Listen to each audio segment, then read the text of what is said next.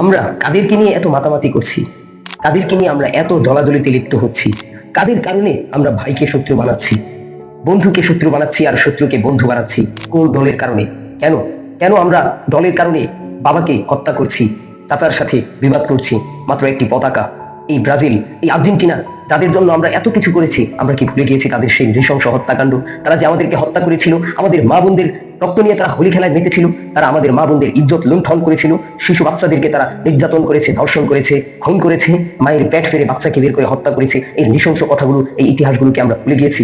আমরা কি ভুলে গিয়েছি এই আর্জেন্টিনা, এই ব্রাজিল একদিন মুসলিমদেরকে নির্যাতন করে তাদের দেশকে ছিনিয়ে নিয়েছিল, স্পেনে তাদের রক্তের বন্যা বইয়ে দিয়েছিল? আমরা তাদের কথা ভুলে গিয়েছি, অথচ আজকে আমরা কাদের দাবিদারি করছি? আমরা তাদেরকে নিয়ে এভাবে কেন মেতে উঠেছি? লজ্জা লাগে না ভাই? লজ্জা লাগে না? আমরা ভুলে গিয়েছি সেই স্পেনের কথা, ভুলে গিয়েছি কর্ডোবার অস্ত্রের কথা।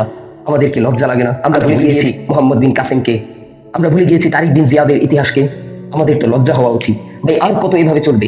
চলুন না ফিরে আসি রবের পথে। আমাদের ফিরে আসা উচিত। আমরা আর কত তাদেরকে নিয়ে মাতামাতি করবো ভাই? আমাদের লজ্জা হওয়া উচিত, সতর্ক হতে হবে ভাই। আমরা যাদেরকে মাতামাতি করছি, আমরা যাদেরকে নিয়ে মাতামাতি করছি, তারা আজকে আমাদের বিরোধিতা করে, তারা আজকে ডোনাল্ড ট্রাম্পের পাশে দাঁড়িয়ে দাঁড়িয়ে আমাদের বিরুদ্ধে তালি দেয়, দাঁত কেলিয়ে হাসে। তারা সবাই বিশ্ব বিশৃঙ্খলা সৃষ্টিকারী ইলুমিনাতির সদস্য।